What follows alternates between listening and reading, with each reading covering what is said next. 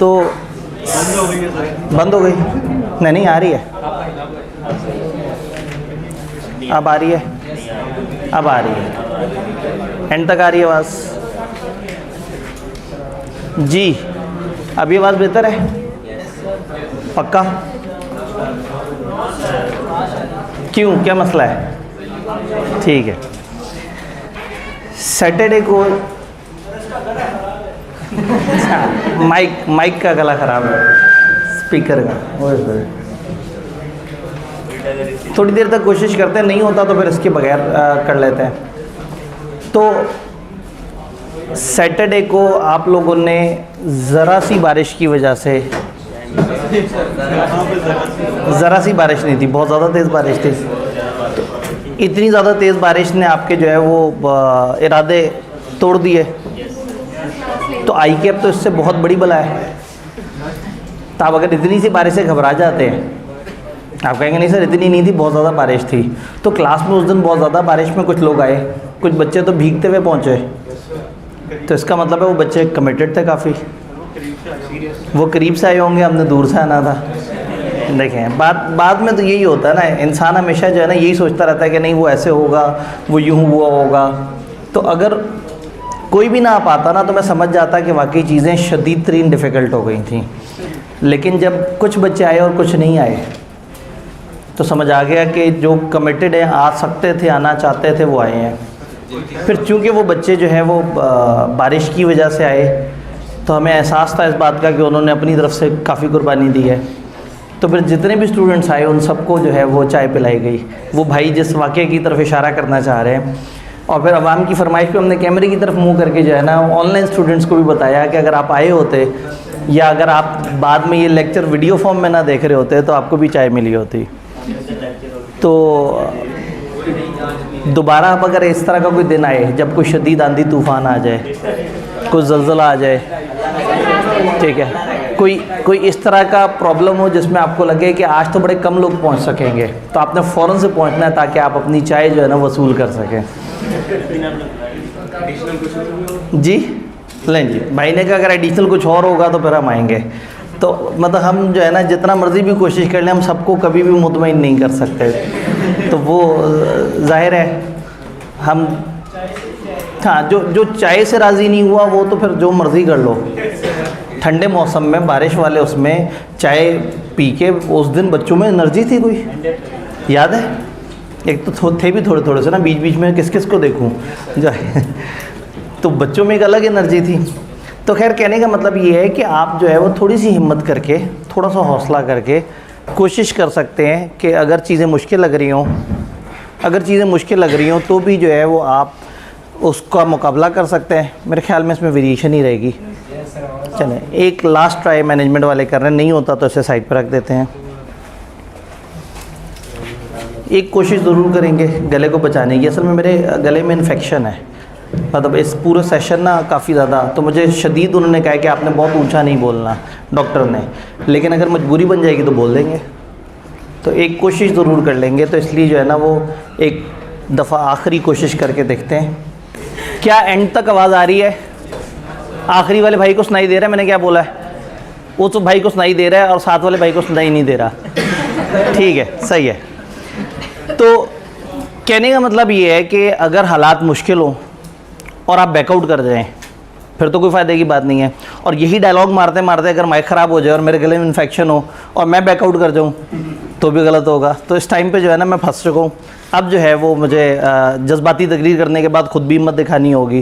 कहने का मतलब ये है कि अगर जिसका इरादा था पढ़ने का, जो चाह रहा था पढ़ना, वो आया, उसने पढ़ने की कोशिश की, और बाकी लोग जो है वो ये सोचते रह गए कि नहीं शदीद बारिश है, हो सकता है क्लास ही ना हो, या शदीद बारिश है बाद में हम ऑनलाइन क्लास ले लेंगे। आप ये देखें कि एक दिन आप मिस करते हैं ना तो आपकी डिटर्मिनेशन के साथ क्या होता है कि आज क्लास में वो हालात हैं। फ्राइडे को यहाँ पे अच्छा खासा जो है मारधाड़ चल रही थी, उधर एक्स्ट्रा कुर्सियाँ बहुत ज़्यादा लगी हुई थी, मतलब सिर्फ ये एक फोल्डिंग जो है वो इस्तेमाल हुई है, उधर भी जगह है। वो उस दिन तो फ्राइडे पे एक बच्चा बिल्कुल पिलर के पीछे से ना ऐसे करके देख रहा था। तो कहने का मतलब ये है कि आप ये देखें कि सिर्फ एक दिन के लिए आप थोड़ा सा हिम्मत कम करते हैं और उसके बाद अगले दिन 10-15% लोगों की हिम्मत गायब हो जाती है। और ऐसा भी नहीं है कि फ्राइडे को बहुत इंपॉर्टेंट टॉपिक था और आज बड़ा कम इंपॉर्टेंट टॉपिक हो। तो बस ये आपने अगले भी रेगुलर सेशन में ना कोशिश करना है कि किसी भी टाइम पे क्लास से पीछे नहीं रहना। ये आगे के लिए मैं आपको बता रहा हूँ। आप एक दफ़ा जब ये डिसाइड कर लेते हैं ना कि नहीं आज नहीं, एक दफ़ा दिल को जब आप समझा लेते हैं कि गुंजाइश है, जब आप एक दफ़ा अपने आप को कह लेते हैं कोई बात नहीं, खैर है, मैं बाद में रिवाइज़ कर लूँगा, फिर आप हमेशा पीछे से पीछे होते चले जाते हैं, फिर दोबारा वो क्लास कैचअप नहीं होती। तो आपने आइंदा भी किसी भी दिन शदीद मजबूरी हो और अगर एब्सेंट हो जाएं तो कोशिश करें कि फ़ौरन से रिकवर करें और क्लास के साथ आके खड़े हो जाए, क्योंकि आप एक भी दिन पीछे होंगे तो सेशन एंड पे आप 40-50 लेक्चर्स पीछे होंगे। तो कोशिश यही करनी है कि हमने इस तरह की चीज़ नहीं आने देनी। अब इधर अपने मुद्दे की तरफ आते हैं। हम लोगों ने इन 3 दिनों में 3 इंपॉर्टेंट चैप्टर रखे हुए थे और जज्बातियों की प्लानिंग करते हुए हम लोगों ने उन चैप्टर्स को लाइन से सजा लिया 6, 7, 4 और फिर बाद में एहसास हुआ कि चैप्टर 6 पहले करने से थोड़ी सी दिक्कत ज़्यादा हो जाएगी। तो मैं ये सोच रहा था कि जो लोग आए होंगे सैटरडे को उनसे मैं बात करूंगा कि जी हम लोगों ने चैप्टर 6 प्लानिंग में रखा हुआ है, लेकिन आई बिलीव कि चैप्टर 7 पहले हो सकता है। तो वो लोग जो कि चैप्टर 6 को सोच के मंडे को आ रहे हो वो ये समझ लें कि हम मंडे को चैप्टर 7 करेंगे, लेकिन सैटरडे को सामने ऑडियंस ही इतने थोड़े से थे कि उनके सामने कम्युनिकेशन करने से पूरी क्लास की कम्युनिकेशन नहीं होनी थी। तो ओरिजिनल प्लान में चैप्टर 6 है। अब आप में से कोई ऐसा तो नहीं जो स्पेसिफिकली सोच के आया है कि अगर सिर्फ मैंने चैप्टर 6 करने जाना है, अगर आज सर ने कुछ भी और चैप्टर कराया तो मुझे कोई फ़ायदा नहीं। ठीक है जी, एक आध स्टूडेंट ऐसे हैं जो सिर्फ चैप्टर 6 को सोच के आए हुए थे। अब उनको थोड़ी सी दिक्कत होगी क्योंकि उनको एक दिन और सुनना पड़ेगा और आज खुदा ना खास्ता एक और चैप्टर उनको सुनना पड़ जाएगा, चैप्टर 7। अच्छा, अगर तो आपने इससे पहले बी लॉ पढ़ा हुआ है और आप जानते हैं कि चैप्टर 6 जो है वो तकलीफ़देह चैप्टर है और इस वजह से आप चैप्टर 6 के लिए ख़ास तौर पे आए थे, तो एक चीज़ मैं बता दूं, चैप्टर 6 चैप्टर 7 पे डिपेंडेंट है। किताब ने तरतीब थोड़ी सी उल्टी कर दी। चैप्टर 6 में बताते हैं कि कॉन्ट्रैक्ट ख़त्म कैसे हो रहा है और चैप्टर 7 में बता रहे हैं कि कॉन्ट्रैक्ट परफॉर्म कैसे हो रहा है। तो हम पहले चैप्टर 7 को करेंगे यानी परफॉर्मेंस 2 को करेंगे, फिर परफॉर्मेंस 1 को करेंगे।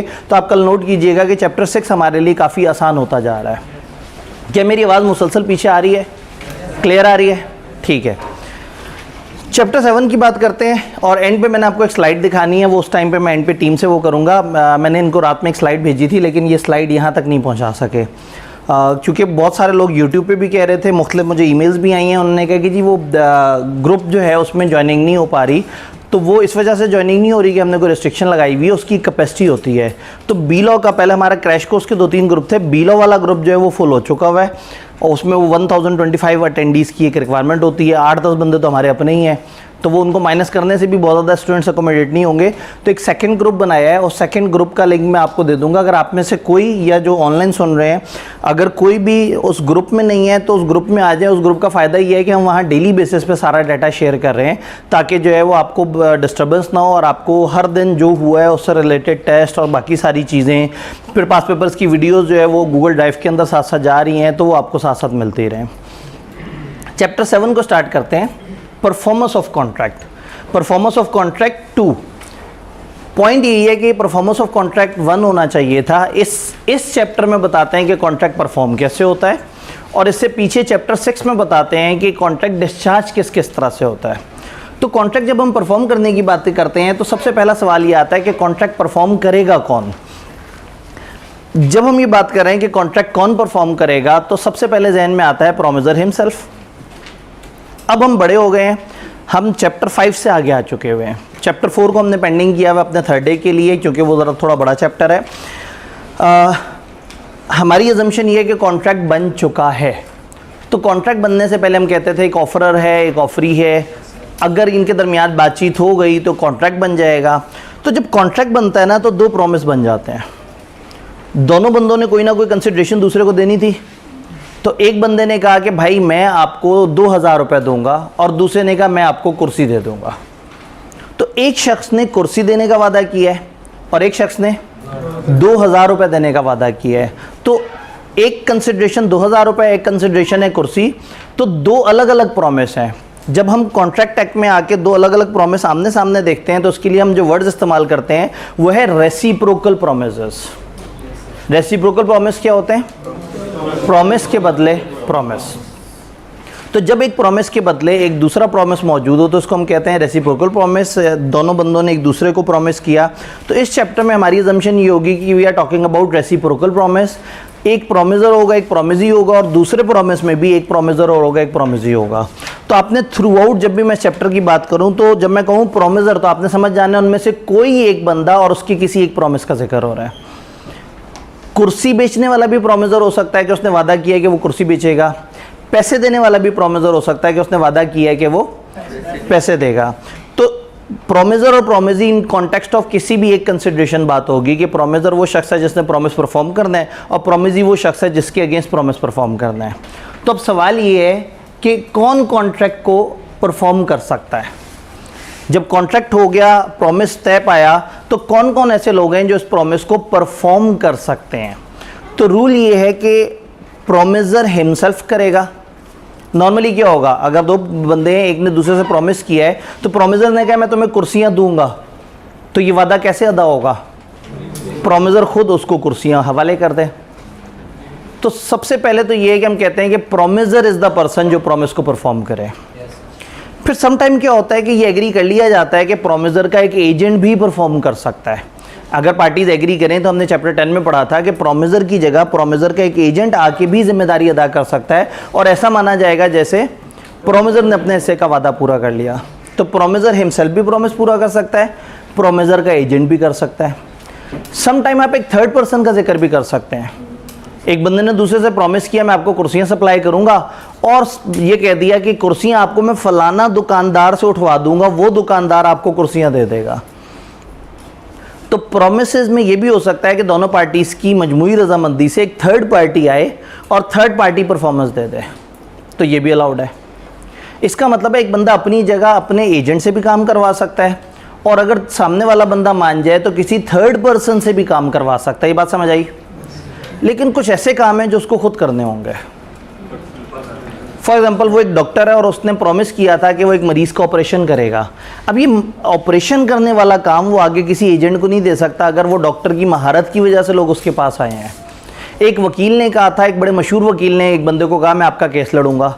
वो वकील के पास गया ही ऐसे है कि उस जैसा वकील पूरे शहर में नहीं है। अब वो वकील केस उठा के किसी थर्ड पर्सन को दे दे या अपने किसी असिस्टेंट को दे दे तो लोग तो नहीं मानेंगे। तो ऐसे कॉन्ट्रैक्ट जिसमें पर्सनल स्किल्स इन्वॉल्व होती हैं वो नॉर्मली बंदा खुद कर रहा होता है। तो अगर एक ऐसा कॉन्ट्रैक्ट हो जो पर्सनल स्किल्स वाला हो वो प्रॉमिसर हिमसेल्फ करेगा, या ऐसी जगह जहां तय हुआ हो कि भाई आपके अलावा और कोई नहीं करेगा तो वहां परफॉर्म कौन करेगा, प्रॉमिसर। देन हमने कहा एजेंट भी परफॉर्म कर सकता है और देन हमने कहा थर्ड पर्सन भी कर सकता है। अगर एक प्रॉमिसर की डेथ हो जाए, कॉन्ट्रैक्ट होने के बाद एक बंदे ने ऑफर दी, दूसरा अभी एक्सेप्ट करने के बारे में सोच रहा था कि ऑफर देने वाला मर गया, तो हम कहेंगे कॉन्ट्रैक्ट बना ही नहीं। जब तक कॉन्ट्रैक्ट बना ही नहीं तो लीगल बाइंडिंग ही नहीं है। लेकिन अगर एक बंदे ने दूसरे को ऑफर दी और दूसरे बंदे ने वो ऑफर मान ली, इसका मतलब दोनों के दरमियान क्या बन गया, कॉन्ट्रैक्ट बन गया। अब कॉन्ट्रैक्ट बनने के बाद लीगल बाइंडिंग होगी कि ये एक दूसरे को परफॉर्मेंस देंगे, ये पाबंद है। कानून एक बंदे को मरने के बाद भी नहीं बख्शता। वो कहते हैं अगर एक बंदे ने लीगल ऑब्लिगेशन ली थी कि मैं एक बंदे को की जिम्मेदारी अदा करूंगा, तो अगर वो शख्स मर भी गया है तो फिर उसके लीगल वर्सा जो हैं, उसके जो लीगल रिप्रेजेंटेटिव्स हैं, उनके ऊपर बात आ जाएगी कि लीगल रिप्रेजेंटेटिव उसके हिस्से की परफॉर्मेंस अदा करेंगे। अब अगेन एक बंदे ने दूसरे को कुर्सियाँ सप्लाई करनी थी और उसकी डेथ हो गई, तो फिर उसके बच्चे या उसके जो वारिस हैं वो उस शख्स के बिहाफ पे कुर्सी सप्लाई करेंगे, अपने हिस्से का वादा पूरा करेंगे। ऐसे में सवाल ये उठता है कि बच्चों का क्या कसूर, बच्चों ने तो नहीं वो एग्रीमेंट किया था, बच्चों ने वो कॉन्ट्रैक्ट नहीं किया था, तो बच्चों का ऐसा क्या कसूर कि अपने फादर की लायबिलिटी उनको पे करनी पड़ रही है। तो जवाब में लॉ कहता है कि भाई बच्चों का वही कसूर है जिस वजह से उनको फादर के एसेट्स मिले थे। जब फादर के एसेट्स मिलते हुए उन्होंने ये नहीं कहा कि हमें ऐसी क्या खास बात है कि हमें फादर के एसेट्स बिला वजह क्यों मिल गए, तो ऐसे में फादर की लायबिलिटी अगर उनको देनी पड़ रही है तो इसमें वो ये नहीं कह सकते कि ये हमारे ज़िम्मे क्यों आया। हाँ, एक चीज़ हो सकता है, वो कहें फादर के एसेट्स हमारे पास आए 2 लाख के और जिम्मेदारियाँ आ गई 3 लाख की, तो लॉ ये कहता है कि लीगल रिप्रेजेंटेटिव वहाँ तक महदूद हैं जितना उनको एस्टेट मिली है डिजीज पर्सन की, मरे हुए शख्स की जितनी जायदाद मिली है उन्हें, जितने एसेट मिले हैं वो उस हद तक लायबल हैं, उससे ज़्यादा के लिए लायबल नहीं है। बात याद रहेगी?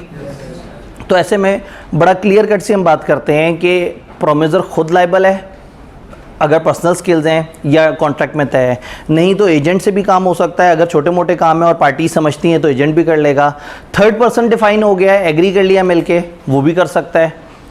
और उसके अलावा हमने कहा कि बंदे की डेथ के केस में लीगल रिप्रेजेंटेटिव। यहाँ तक की बात पढ़ते हैं और फिर इससे आगे चलते हैं।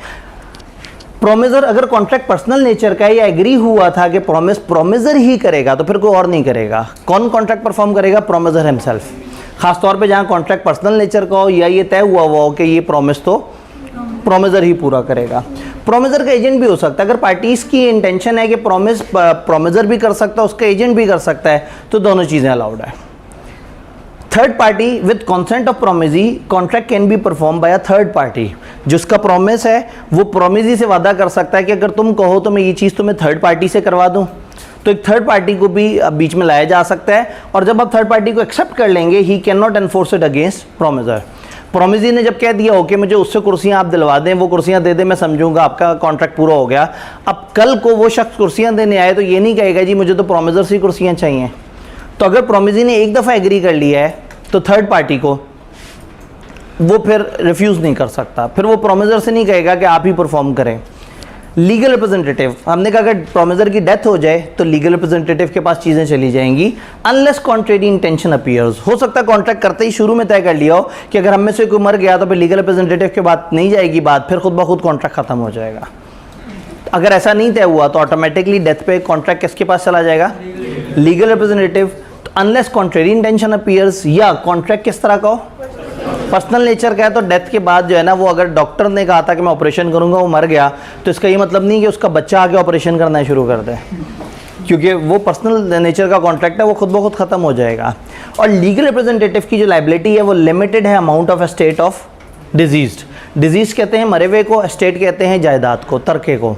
तो जो मरे हुए शख्स की जायदाद है, मरे हुए शख्स के जो एसेट्स मिलेंगे बच्चों को, बच्चे उन्हीं एसेट्स से ही आगे वो काम कर सकते हैं। ये बात समझ आई? नेक्स्ट लेवल पे हम जाएं तो हम कहते हैं कि समटाइम जॉइंट प्रोमिजर्स होते हैं। जॉइंट प्रोमिजर्स का मतलब ये होता है कि एक ही कॉन्ट्रैक्ट को 2-3 लोगों ने मिल के कह दिया है कि हम परफॉर्म करेंगे। एक ऐसा कॉन्ट्रैक्ट है जिसमें एक बंदा पैसे दे रहा है और सामने 3 बंदों ने कहा है कि हम मिल के परफॉर्म करेंगे। तो अगर एक कॉन्ट्रैक्ट में प्रोमिजर्स एक से ज़्यादा हों, 2 या 2 से ज़्यादा लोगों ने मिलजुल के कहा कि हम कॉन्ट्रैक्ट परफॉर्म करेंगे, तो वो 2-3 लोग सारे के सारे मिल के परफॉर्म करेंगे। इवन उनमें से अगर एक आध की डेथ भी हो जाती है, 2 जिंदा हैं और एक की डेथ हो गई, तो जो 2 जिंदा हैं वो और जिसकी डेथ हो गई है उसका लीगल रिप्रेजेंटेटिव ये मिल के परफॉर्म करेगा।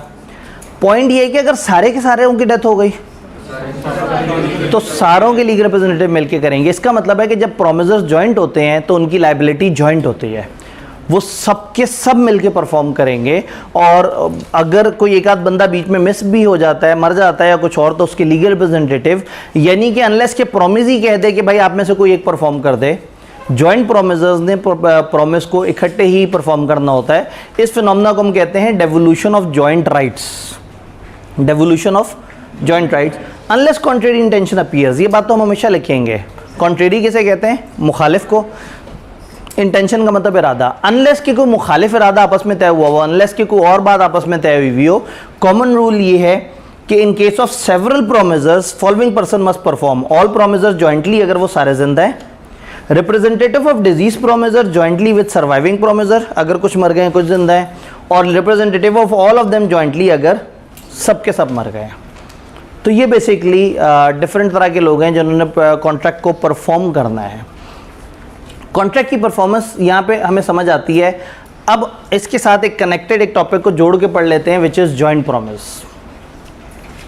अब हमें समझ आ गई है कि एक वक्त में एक प्रॉमिस में एक से ज़्यादा लोग हो सकते हैं। तो अगर एक प्रॉमिस में एक से ज़्यादा लोग हों तो उनके दरमियान जिम्मेदारियाँ किस तरह से होंगी, उसकी किताब में हम कुछ रूल्स पढ़ने की कोशिश करेंगे। जॉइंट प्रोमिजर्स किसे कहते हैं भला?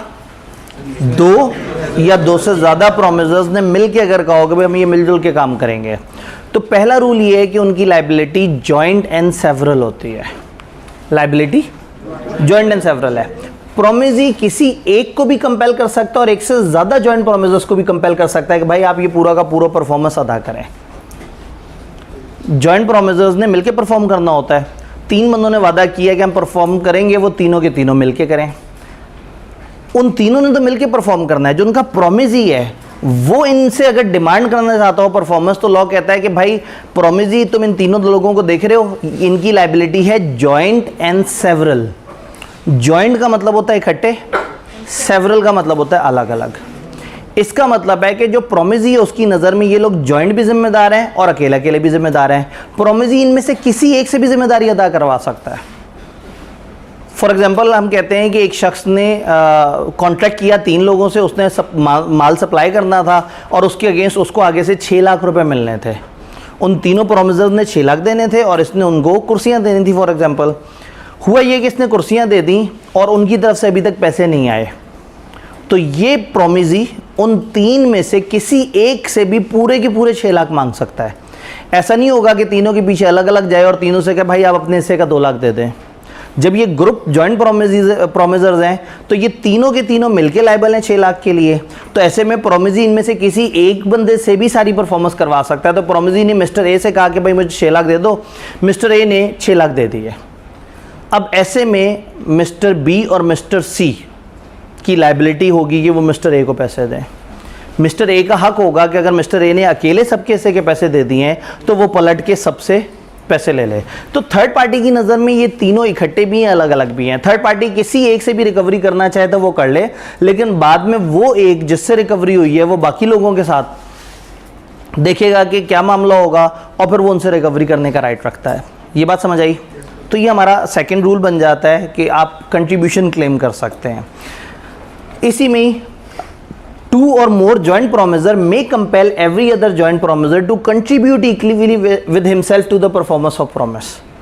हर जॉइंट प्रोमिसर दूसरे को पाबंद कर सकता है कि भाई आप भी कंट्रीब्यूट करें।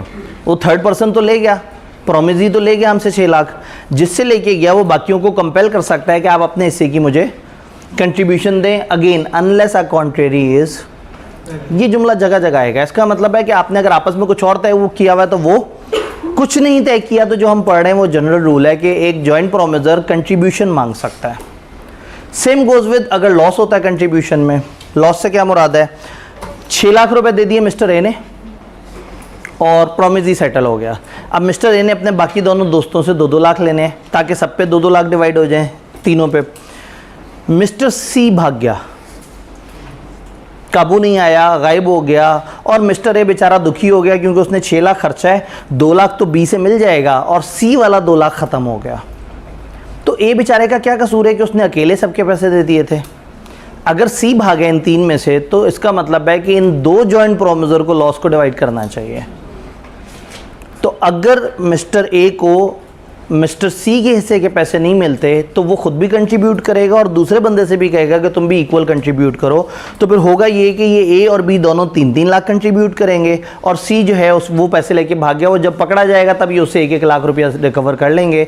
लेकिन आज की डेट में कंट्रीब्यूशन एंड लॉस जो है वो एक दूसरे से मांग सकते हैं। तो जॉइंट प्रोमिसर कंट्रीब्यूशन भी मांग सकते हैं और लॉस में कंट्रीब्यूशन भी मांग सकते हैं। तो हम ये कहते हैं कि इफ एनी वन ऑफ और 2 और more joint promisors make default in such contribution, अगर एक या एक से ज़्यादा जॉइंट प्रोमिसर्स ने डिफॉल्ट कर लिया, the remaining joint promisor must bear the loss arising from such default in equal share. Equal तब होगा जब आपस में कुछ नहीं तय हुआ होगा, और अगर तय हुआ होगा तुम 20% में 30%, वो 50%, तो फिर उस रेशो में डिवाइड होगा। तो 3 सिंपल रूल जॉइंट प्रोमिसर्स की लायबिलिटी जॉइंट एंड सेवरल है। कंट्रीब्यूशन वो मांग सकते हैं एक दूसरे से अगर पैसे दे दें, और अगर लॉस हो जाए तो भी कंट्रीब्यूशन मांग सकते हैं। अब एक चौथा सिनेरियो आता है। ए बी सी थे, 3 जॉइंट प्रोमिसर थे। प्रोमिजी ने कह दिया मिस्टर ए मैं तुमसे पैसे नहीं मांग रहा, मैं बाकियों में से किसी से पैसे मांग लूँगा। यानी प्रोमिसर ने मिस्टर ए को आज़ाद कर दिया। वो प्रोमिजी ने, ए बी सी तीनों ने पैसे देने थे प्रोमिजी के। ए गया और प्रोमिजी के पास जाके उसने कहा कि जी वो मेरे कारोबार पे तो बड़ी तंगी चल रही है, मेरे पास तो घर के चूल्हा चलाने के पैसे नहीं है, मैं तो बहुत ज़्यादा मुश्किल में हूँ, आप काइंडली हो सके तो बड़े दिल का मुजाहरा करो और मुझे माफ़ कर दें। प्रोमिजी ने कहा जाओ ए मैंने तुम्हें माफ़ किया, तुमसे मैं पैसों का तकाजा नहीं करूँगा। उसको माफ़ कर दी और जाके मिस्टर बी से कह दिया कि 6 लाख रुपये दे दो। इसका मतलब है उसने उसको सिर्फ इस चीज़ में माफ़ किया है कि मैं आपसे पैसे नहीं मांग रहा, आपसे नहीं मांग रहा। लेकिन क्या उसने पैसे माफ़ किए? नहीं। तो अगर एक जॉइंट प्रोमिजर को रिलीज कर दे, प्रोमिजी कहे कि फलाना जॉइंट प्रोमिजर मैं तुमसे पैसे नहीं लूंगा, तो वो जॉइंट प्रोमिजर, एक जॉइंट प्रोमिजर को रिलीज करने से बाकी जॉइंट प्रोमिजर खुद ब खुद आज़ाद नहीं हो जाएंगे। अगर थर्ड पर्सन ने, उस प्रोमिजी ने मिस्टर ए को आज़ाद किया तो बी और सी अभी भी लायबल है उस पर्सन को, और ना ही मिस्टर ए अपने पार्टनर्स की नज़र में आज़ाद हुए हैं। मिस्टर ए के पार्टनर मिस्टर ए से अभी भी रिकवर करने का राइट रखते हैं।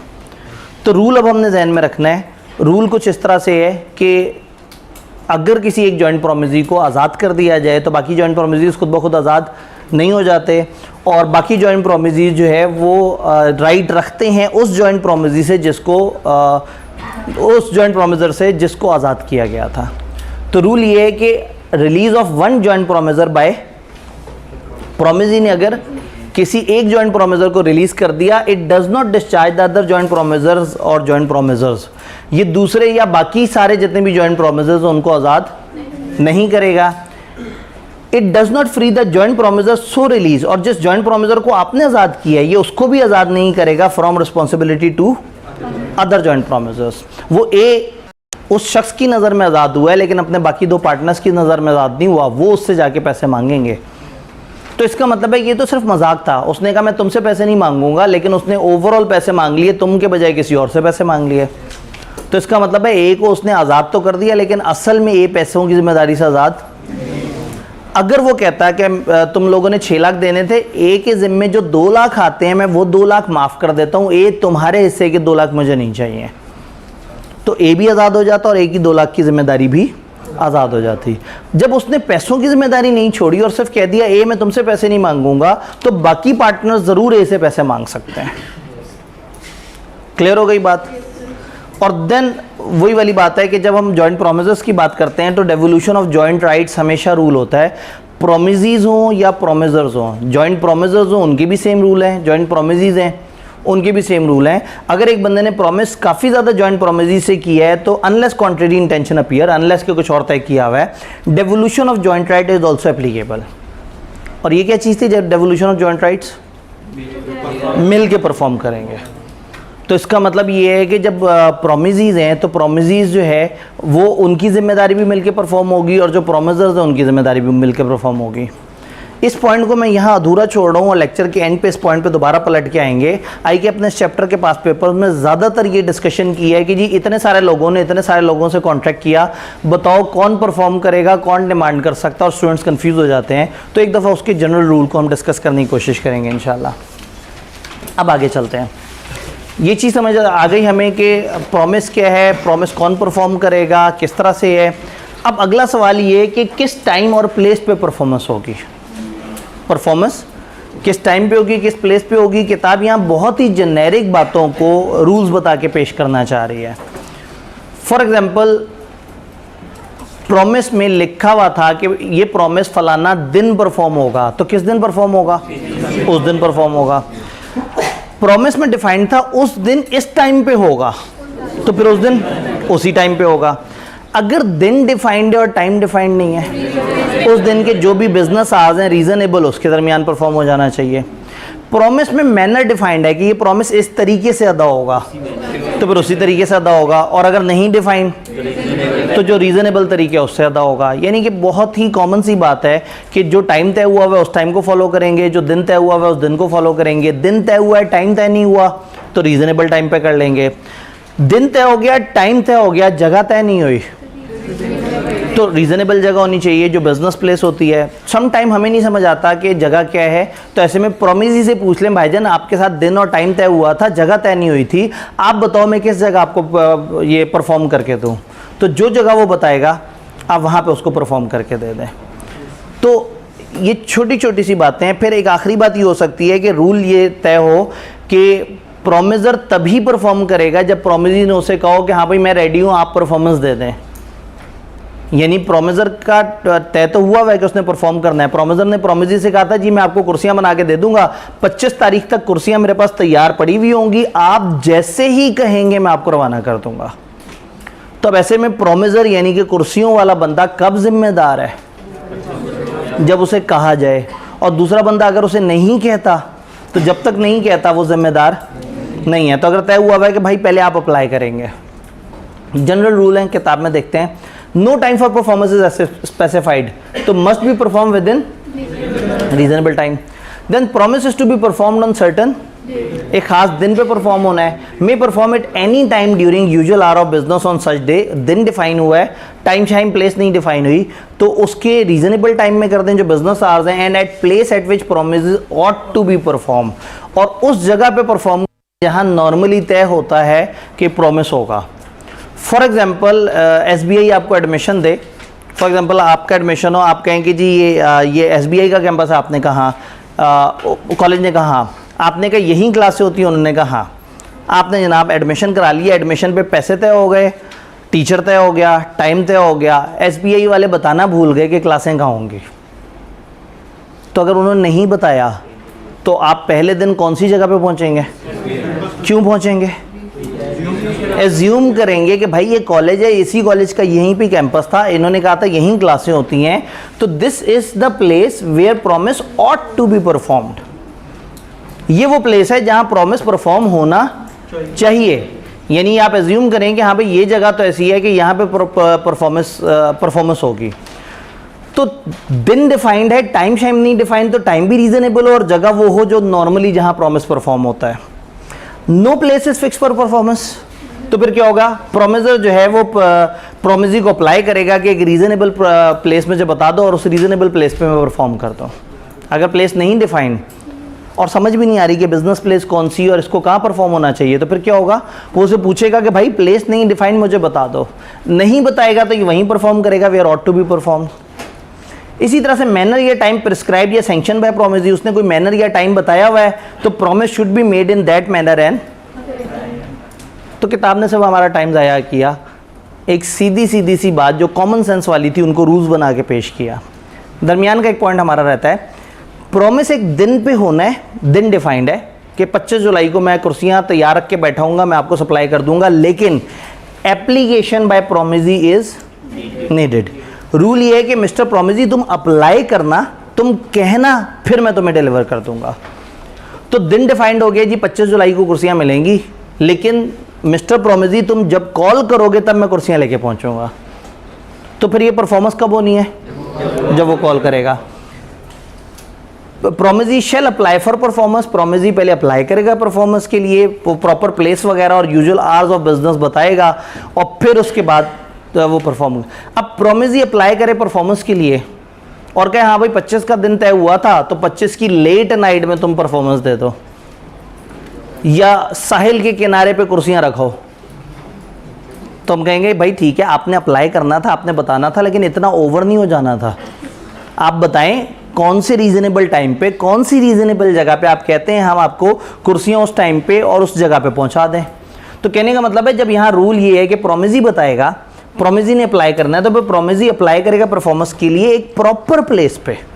अगर वो प्रॉपर प्लेस पे आपको नहीं बुला रहा तो फिर वो परफॉर्मेंस आपने नहीं देनी। And with in usual hours of business.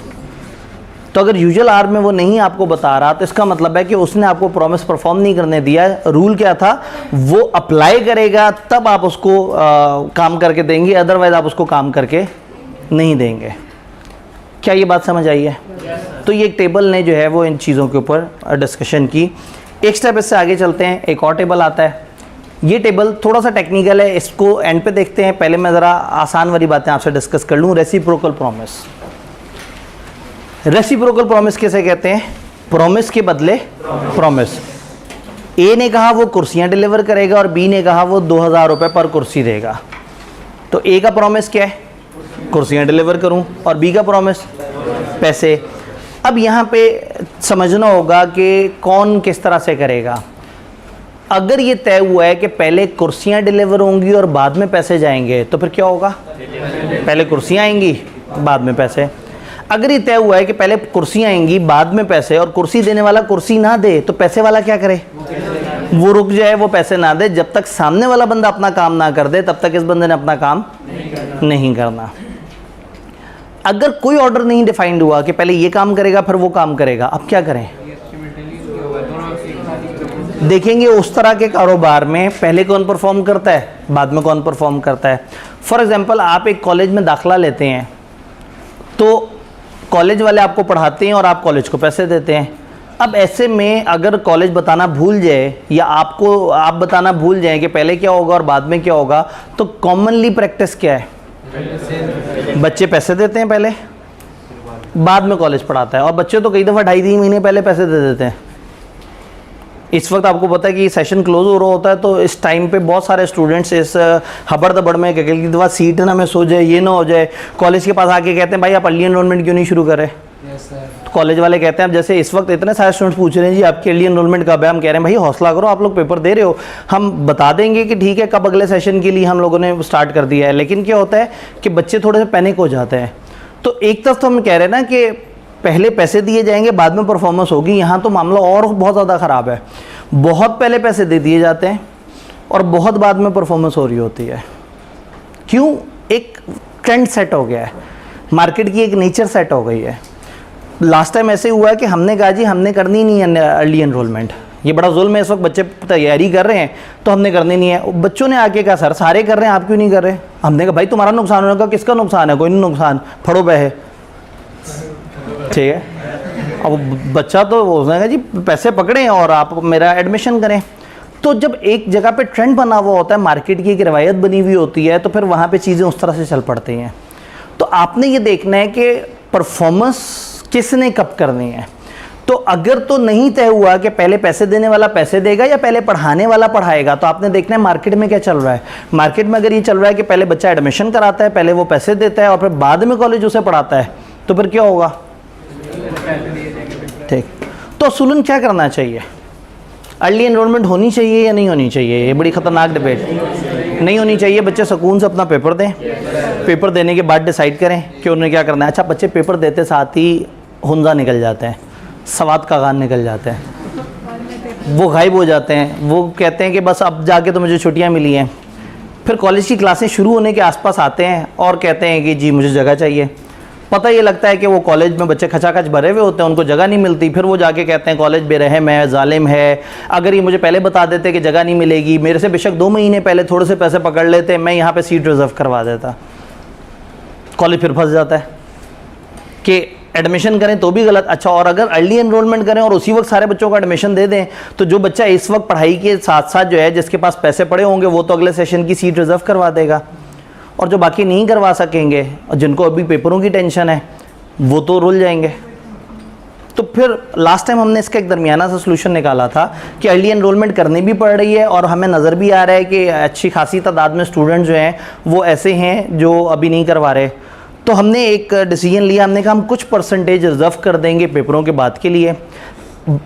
अभी वो परसेंटेज हमने अनाउंस नहीं की थी कि अवाम धड़ाधड़ अर्ली एनरोलमेंट कराने आ गई, तो हमें समझ आ गया कि शायद वो लोग जिनको हम सोच रहे हैं वो उतने ज़्यादा नहीं हैं, और ये लोग जो इस वक्त जज्बाती हुए हुए हैं ये थोड़ा ज़्यादा है। अच्छा, कॉलेज को भी बड़ा फ़ायदा होता है, बच्चे एंड पे ना सीरियस होकर पढ़ रहे होते हैं, तो उस वक्त बच्चा पूरे माहौल में होता है, मूड में होता है, वो कहता है अगली दफ़ा मैं पहली वाली गलतियाँ रिपीट नहीं करूँगा, तो अभी से ही जोश में आके ना अगले पेपर की बुकिंग करा देता है।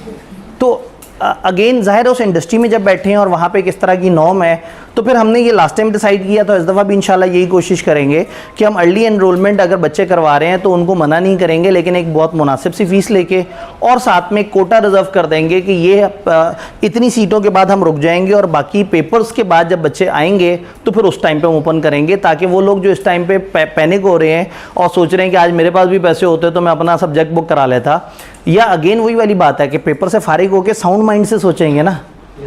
इस वक्त तो जज्बाती होकर सोचेंगे, इस वक्त तो आपका फैसला एक प्रूडेंट फैसला नहीं होगा। याद है वो शख्स जो नॉर्मली तो सही होता है लेकिन कभी कभी जो है तो आप कभी कभी जो है ना पढ़ने के बारे में सीरियस हो जाते हैं, तो ये साउंड इंटरवल्स नहीं होते, ये जज्बाती फैसले होते हैं। उस टाइम पे आप जज्बात में जाके जनाब कॉलेज को पैसे देते हैं, अगले 1.5 महीने फेसबुक पे लड़ते रहते हैं जी कॉलेज बड़ा जालिम है, कॉलेज ने मेरे से पैसे ले लिए, लूट लिए। भाई किसने गन पॉइंट पे थोड़ी लूटा था, आप खुद गए, अपनी पसंद से सारी टर्म्स पढ़ी, खुद ही से सारे पैसे दिए। आपने एक काम करना है, जहाँ पे भी एडमिशन लेना है ना उसके टर्म्स बहुत ध्यान से पढ़ने हैं, ये आपका राइट है, आप ज़रूर पढ़ा करें। आप लोग उस टाइम पे ध्यान नहीं करते, आप जोश में होते हैं और फिर बाद में आपको लगता है कि बड़ा जुल्म हो गया, नाइंसाफ़ी हो गई। कहीं पे भी, मैं यहाँ की बात नहीं कर रहा, कहीं पे भी, लेकिन आपके राइट आपको पता ज़रूर होने चाहिए। और अगर आपको लग रहा है eight the time of admission लग रहा है कि नहीं मेरे साथ कोई चालबाजी होने वाली है या मैं फंस जाऊंगा, तो कोई बात नहीं है, आपने अपने आप को परेशान नहीं करना।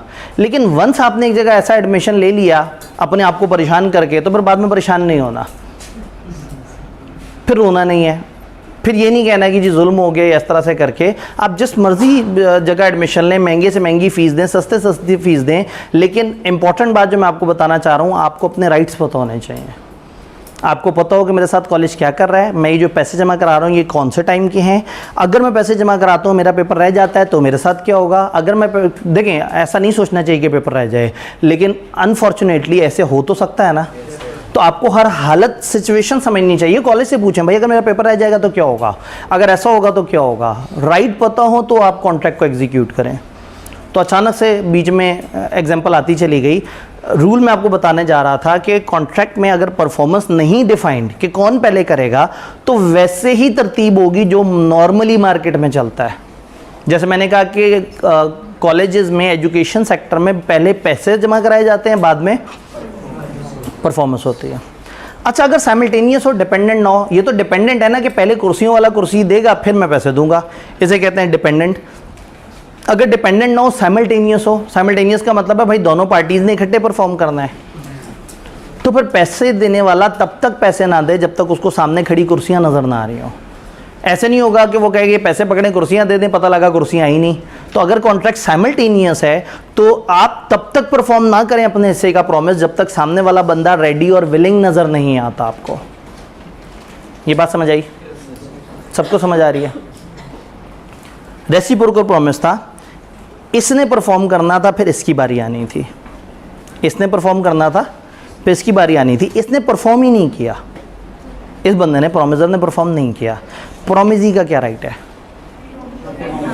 वो कहे ये ब्रीच हुई है, याद है ब्रीच, कि जब वो बंदा परफॉर्म ना कर सके ये कह दे ब्रीच हुई है, कॉन्ट्रैक्ट कैंसिल करता हूं और जुर्माने डाल दे। पता लगे ये अदालत पहुंचे, एक बंदे ने कुर्सी देनी थी पहले 25 तारीख को, उसने कुर्सी नहीं दी, और वो कुर्सी देता तो इसने पैसे देने थे। ये पहुंच गया 5 दिन बाद अदालत, इसने कहा जी 25 तारीख को फलाना शख्स ने मुझे कुर्सी देनी थी, उसने कुर्सी नहीं दी, मेरे कॉन्ट्रैक्ट में वादा खिलाफी हो गई है। तो पता लगे कुर्सी वाला बंदा अदालत में जाके कहे इससे पूछें इसने कौन से मुझे पैसे दे दिए हैं, बगैर पैसे दिए खुद ही कहता है ये मुझे पैसे देता मैं कुर्सियां ना देता, बात थी। तो भी कुर्सियों वाला बंदा गलत कह रहा है, चूंकि कुर्सियों वाला बंदा कुर्सियां देता तो फिर इसने पैसे देने थे। तो आपको पता है अगर एक प्रोमिसर अपने हिस्से की परफॉर्मेंस ना दे और प्रोमिसी चाहता हो कि वो परफॉर्म करे, तो फिर प्रोमिसी आज़ाद हो जाएगा। अब प्रोमिसी को अपने हिस्से की परफॉर्मेंस भी नहीं देनी, यानी वो पैसे भी नहीं देने कुर्सियों के, और अदालत जाके चूंकि दूसरे बंदे ने अपने हिस्से का काम नहीं किया उससे कंपनसेशन मांग सकता है। ये दो अलग अलग सिचुएशन है। मैंने पहली सिचुएशन बताई है, परफॉर्म करने वाला अपने हिस्से की परफॉर्मेंस सही से अदा ना करे। दूसरे केस की तरफ आते हैं। परफॉर्म करने वाला परफॉर्म करने के लिए आता है प्रोमिसी के पास या परफॉर्म करना चाहता है, प्रोमिसी में इनकार कर देता है। कुर्सियों वाले बंदे ने 25 तारीख को प्रोमिसी को कॉल की, भाई आज 25 तारीख आ गई है, मैंने आपको 25 को कुर्सियां देनी थी और आपने मुझे बाद में पैसे देने थे, तो मैं कुर्सियां लेके आ रहा हूं। उसने कहा नहीं आज नहीं, आज मुझे एक शादी पे जाना पड़ा, 2 दिन बाद आना। तो कॉन्ट्रैक्ट तो 25 तारीख का था, कॉन्ट्रैक्ट टूट गया। ये किसने तोड़ा है? प्रोमिसी ने तोड़ा है, प्रोमिसी ने उसको काम नहीं करने दिया। तो अगर उलट सिचुएशन हो कि प्रोमिसर काम करना चाह रहा है और प्रोमिसी उसको रोक रहा है, उसको फैसिलिटेट नहीं कर रहा, उसको अकोमोडेट नहीं कर रहा, उसको प्रॉपर सिचुएशन नहीं प्रोवाइड कर रहा, तो फिर अब प्रोमिसर बगैर कुर्सियां सप्लाई की आज़ाद हो जाएगा। अदालत जाएगा और अदालत से जाके कहेगा जी मुझे कंपनसेशन चाहिए प्रोमिसी से।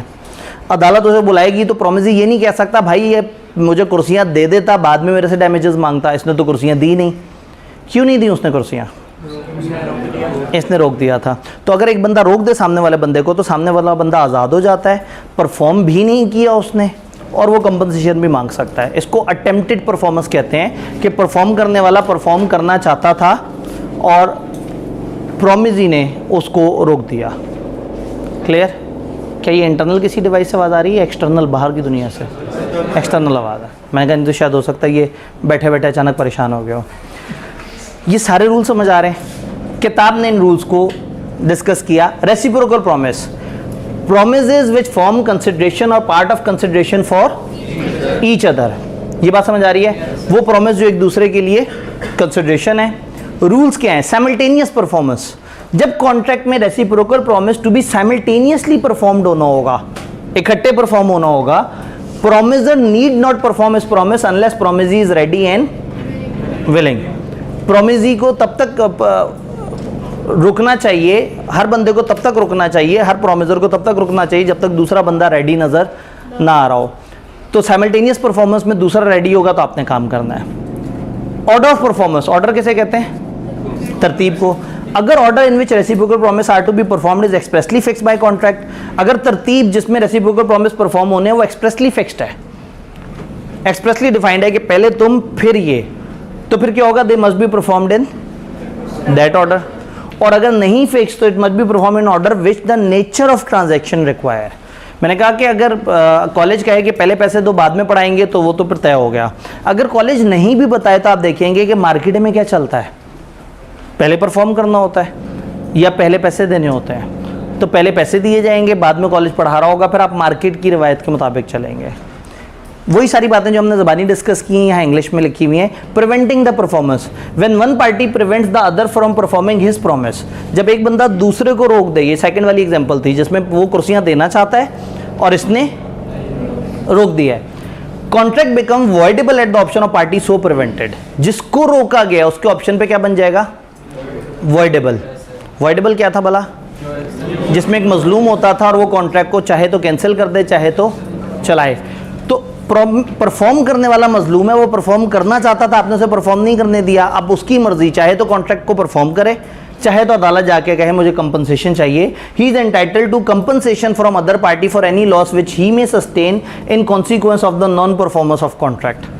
उसका हक है कि दूसरे से वो नुकसान मांग सकता है जो नॉन परफॉर्मेंस ऑफ कॉन्ट्रैक्ट की वजह से उसको नुकसान हुआ है। नुकसान हमने पहले से पढ़ा हुआ है वो चैप्टर के, नुकसान किस किस तरह से होता है, कैसे कंपनसेशन होती है। फिर non performance in dependent reciprocal promise, one is dependent on another. A perform करेगा तो फिर बी की बारी आएगी। अब पहले वाला रूल, अगर ए ही परफॉर्म ना करे तो क्या होता था? बी आज़ाद हो जाता था। When party who is liable to perform first, वो पार्टी जो पहले परफॉर्म करने की लायबल है, फेल्स टू परफॉर्म इट, वो परफॉर्म नहीं करते, then such party can not claim the performance from, ये पार्टी अदर पार्टी से परफॉर्मेंस क्लेम नहीं कर सकती। And must make compensation to the other party for any loss which the other party may sustain by non performance. वही ऊपर वाले जुमले हैं, बस इस दफ़ा ये है कि जिसने पहले परफॉर्म करना था उसने बेईमानी की तो फिर क्या होगा? वही जिम्मेदार होगा। दूसरी पार्टी बगैर परफॉर्मेंस दिए उसके ऊपर केस कर सकती है। तो आसान अल्फाज में परफॉर्म करने वाला गड़बड़ करे तो जो प्रोमिस है वो उस पर केस कर सकता है। परफॉर्म करने वाला परफॉर्म करना चाहता है और प्रोमिस ही ना करने दे तो प्रोमिसर उसके अगेंस्ट केस कर सकता है। तो ये 4 रूल हो गए। पहले साइमल्टेनियस परफॉर्मेंस पढ़ा, फिर ऑर्डर पढ़ा और फिर देखा कि दोनों में से जो गड़बड़ करेगा उसका क्या होगा। फिर इसमें आखिरी जो 2, ये हम लोगों ने इससे पहले भी हल्का सा डिस्कशन की थी लेकिन मेनली हमने यहाँ डिस्कशन करनी है। Promise to do legal and illegal thing. 2 promise होते हैं, प्रोमिस आपस में मिलकर तय करते हैं कि पहले हम एक लीगल काम करेंगे, लीगल, फिर लीगल काम करेंगे। तो फर्स्ट सेट ऑफ प्रोमिस तो वैलिड है लेकिन second set of promise void है। हमने कहा था अगर हम सेग्रीगेट कर सकें, अगर तो पूरा का पूरा इलीगल होगा तो ख़त्म हो जाएगा, लेकिन हम सेग्रीगेट करते हैं भाई ये पहला वाला काम सही है दूसरा वाला काम गलत है। उन्होंने कहा पहले हम एक सही काम करेंगे, जब वो काम हो चुका होगा तो एक गलत काम करेंगे। ए ने बी से कहा कि तुम मुझे पहले 10,000 कुर्सियाँ सप्लाई करोगे और मैं तुम्हें उनके पैसे दूंगा, जब ये हो चुका होगा तो तुमने मेरे कहने पे कत्ल करना है और मैं तुम्हें उसके 20 लाख रुपए दूंगा।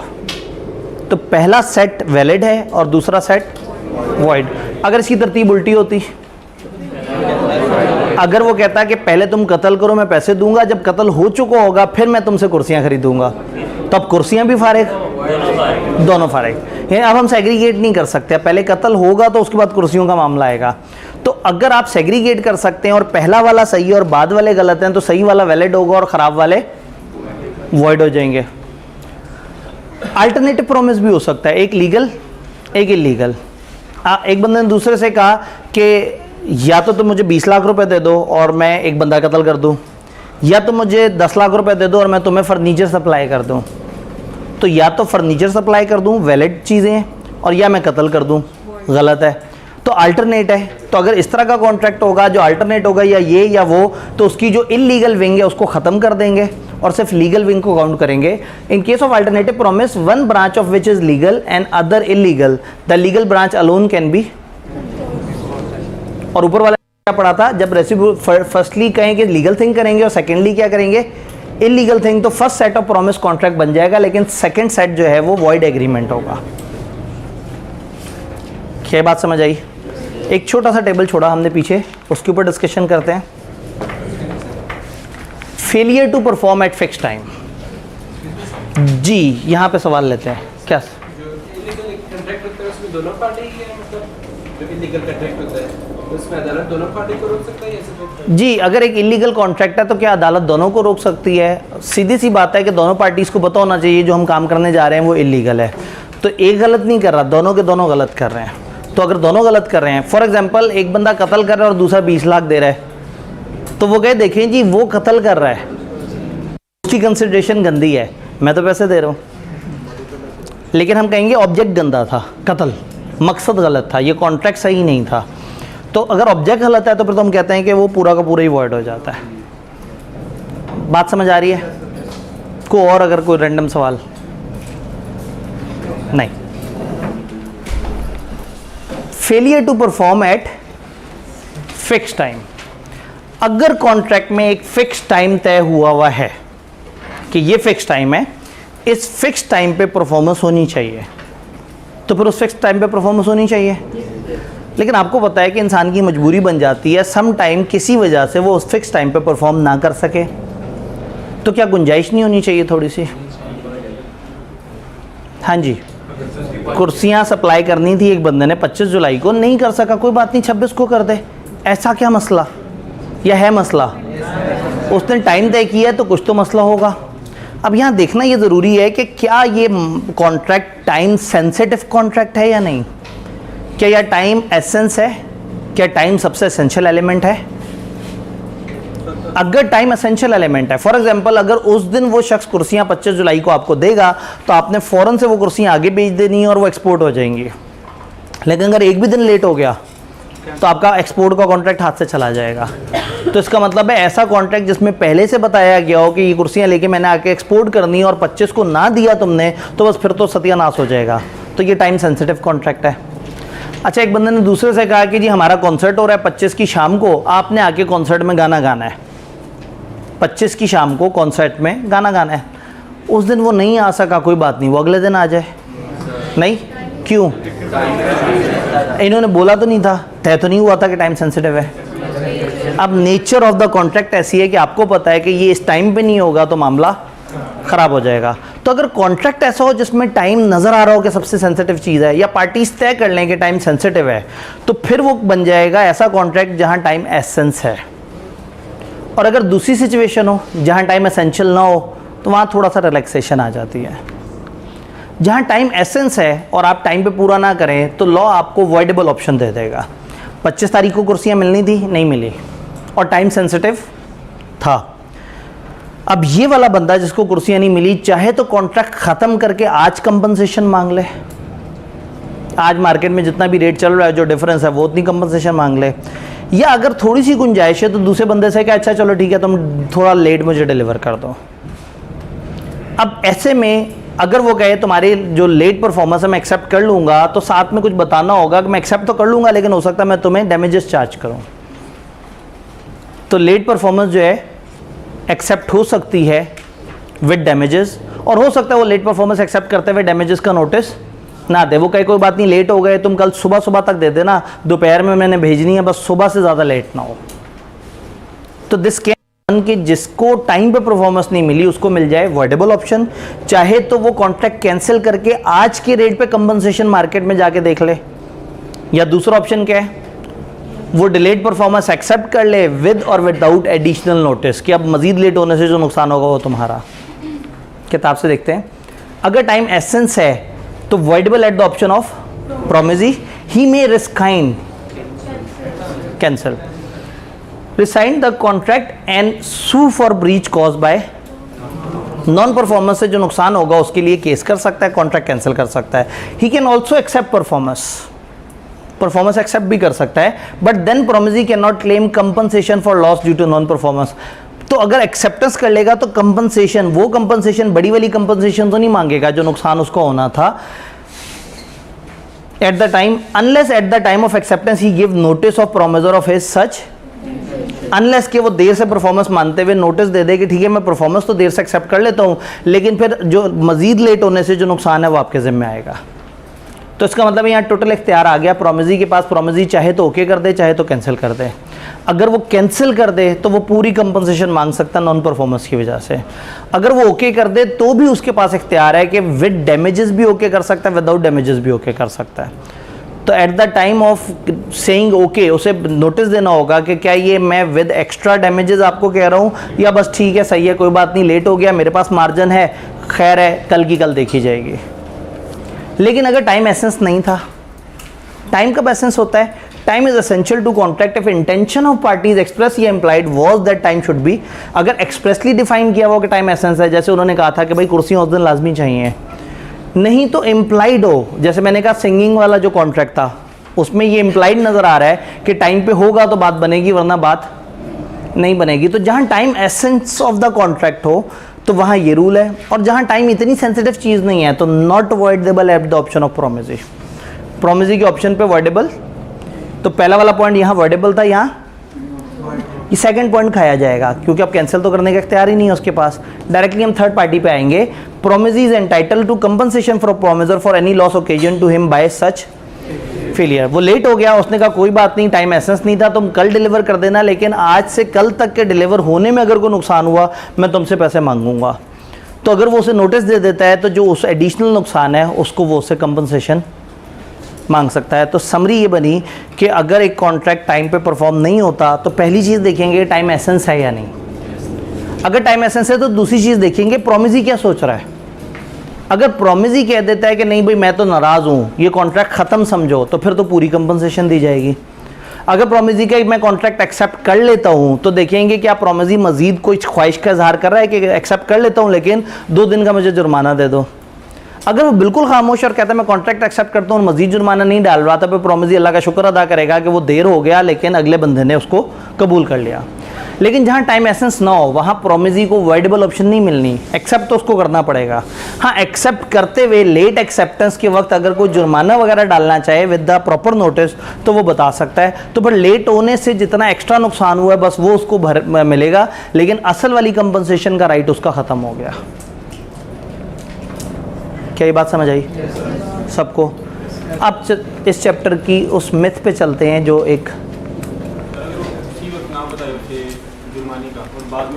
अगर टाइम एसेंशियल नहीं है और ब्रीच हो गई और ब्रीच के वक्त उसने कहा ओके कोई बात नहीं कल डिलीवर कर देना और नहीं बताया कि वो जुर्माना चार्ज करना चाह रहा है, तो फिर वो राइट को बैठेगा।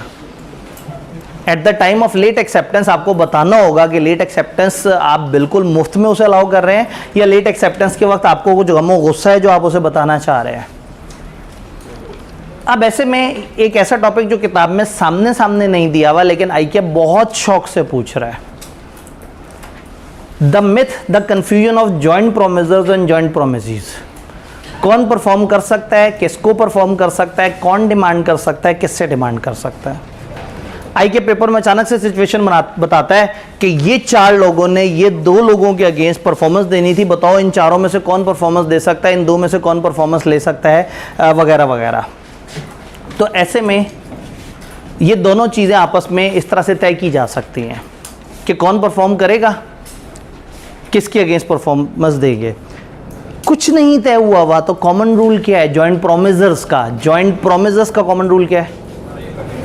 मिल के परफॉर्म करते हैं। जॉइंट प्रोमिसर्स मिल के परफॉर्म करते हैं।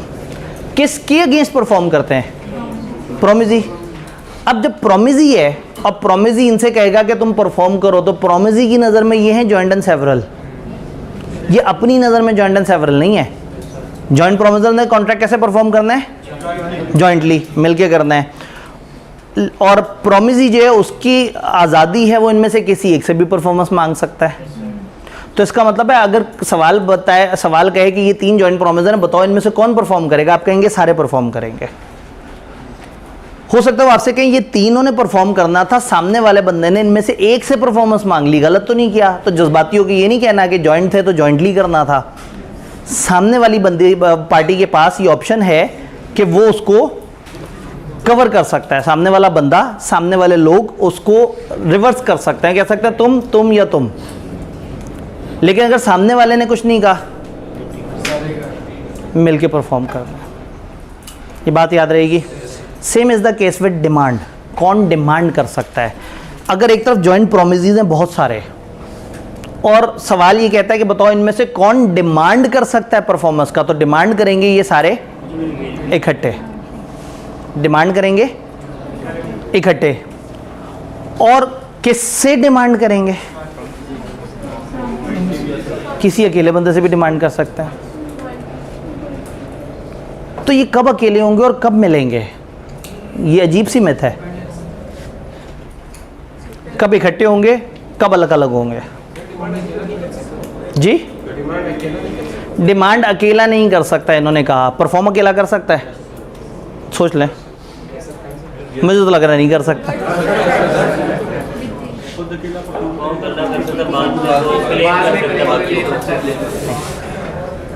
सिंपल सा रूल है, सब्जेक्ट को नहीं तोड़ा जा सकता, ऑब्जेक्ट को तोड़ सकते हैं। कुर्सियों वाले प्रॉमिस में 3 बंदों ने मिलके 2 बंदों को कहा, 3 बंदों ने मिलके 2 बंदों को कहा, बल्कि इसको थोड़ा सा बोर्ड पे भी देख लेते हैं, अगर ये हमारी क्लास ख़त्म होने से पहले पहले ऊपर हो गया तो।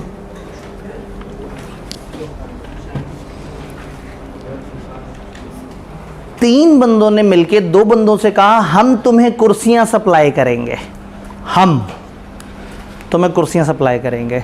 सवाल ये है कि इन तीनों में से कौन कुर्सी सप्लाई करेगा? तीनों कुर्सी सप्लाई करेंगे, तीनों ये सप्लाई कर रहे हैं। सवाल ये है कि ये तीनों उन दोनों को कुर्सियां सप्लाई करें या किसी एक को भी सप्लाई कर सकते हैं? किसी एक को भी कर सकते हैं, क्योंकि वो परफॉर्म कर रहे हैं और सामने जिन लोगों को देख रहे हैं वो जॉइंट एंड सेवरल है, तो सामने वाले बंदों को वो तोड़ सकते हैं। यानी कि इसका मतलब ये हुआ कि अगर ए बी सी ने मिलके, मैं इसको भी गायब करता हूँ, एक्स और वाई के साथ एक प्रॉमिस किया है, ए बी सी ने मिलके अगर एक्स और वाई के साथ एक प्रॉमिस की है, ओहो मेरे पास एक टूल गायब है, लेकिन आई गेस कि शायद बात बन सकती है। ए बी सी और एक्स वाई के साथ ये हुआ है, इन्होंने चेयर सप्लाई करनी है इनको, तो इनमें से कौन सप्लाई करेगा? सारे सप्लाई करेंगे। ये सब्जेक्ट हैं, ये सप्लाई कर रहे हैं, ये परफॉर्म कर रहे हैं। ये तीनों किसको सप्लाई करेंगे? किसी एक को भी कर सकते हैं, क्योंकि इस वक्त सप्लाई करने में ये सब्जेक्ट है, ये ऑब्जेक्ट। इसी को रिवर्स देखते हैं। सवाल क्या है, बताओ एक्स वाई में से कौन डिमांड कर सकता है परफॉर्मेंस? मिलके। अब काम क्या है? डिमांड करना। असल में आप नोट नहीं कर रहे कि एक प्रोमिसर है जिसने परफॉर्म करना है, एक प्रोमिसी है जिसने डिमांड करना है। प्रोमिसर का एक्शन क्या है? परफॉर्मेंस। प्रोमिसी का एक्शन क्या है? डिमांड। एक्शन करने वाला सब्जेक्ट है और सब्जेक्ट को नहीं तोड़ा जा सकता, ऑब्जेक्ट को तोड़ सकते हैं। तो जब ये चेयर सप्लाई कर रहे हैं तो इस अमल में सब्जेक्ट कौन है? ये। किसको सप्लाई कर रहे हैं?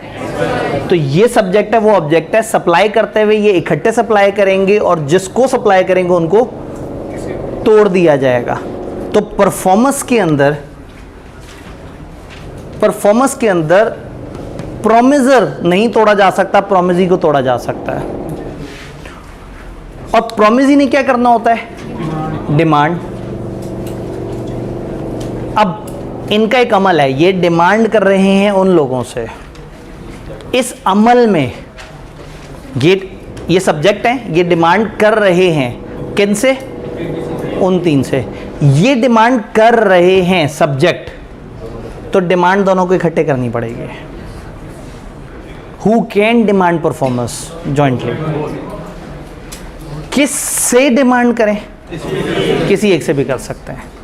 तो पेपर में रूल याद रखना है कि जब भी वो बता रहे होंगे कि ये परफॉर्म कर रहा है, ये पैसे मांग रहा है, इस तरह से कर रहा है, आपने देखना है अमल कौन कर रहा है और सामने वाला बंदा कौन है।